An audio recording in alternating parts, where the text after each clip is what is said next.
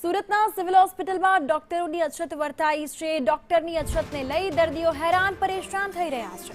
ડોક્ટરની અછતના કારણે 50 દિવસનું વેઇટિંગ બોલાઈ રહ્યું છે। તો દાંતના ઓપરેશન માટે લાંબી તારીખ અપાઈ છે। ઓપીડીમાં અડધો સ્ટાફ રજા પર ઉતરતા મુશ્કેલીઓ હવે વધી છે।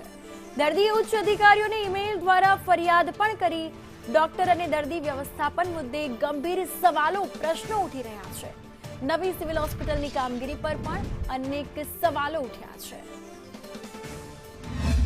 સુરત સિવિલમાં હું ગઈ 12 જૂને દાંતની સારવાર માટે આવ્યો હતો। તમામ રિપોર્ટો એક્સરે કર્યા પછી 12 તારીખે ડેન્ટલના સર્જન દ્વારા મને 24 જુલાઈની એપોઇન્ટમેન્ટ આપવામાં આવી।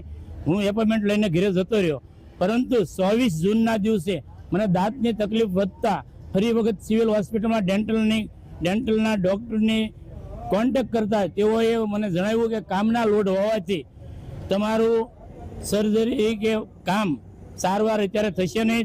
દરેક સર્જરીમાં 50 દિવસનું વેઇટિંગ નથી। જે સ્પેશિયલ સર્જરીઝ છે એમાં વેઇટિંગ છે, કારણ કે સ્પેશિયલ સર્જરીઝ MDS ડૉક્ટર દ્વારા કરવામાં આવે અને MDS ડૉક્ટર આપણે ત્યાં કોન્ટ્રાક્ટ બેઝ અપોઇન્ટમેન્ટથી આપણે એમને બોલાવતા હોઈએ છીએ। તો જે સ્પેશિયલ આ કેસમાં સ્પેશિયલ સર્જરી છે, ઓલરેડી પેશન્ટ મારી પાસે 4 દિવસ પહેલાં આવ્યું હતું, ત્યારે 45 મિનિટની મિટિંગ થઈ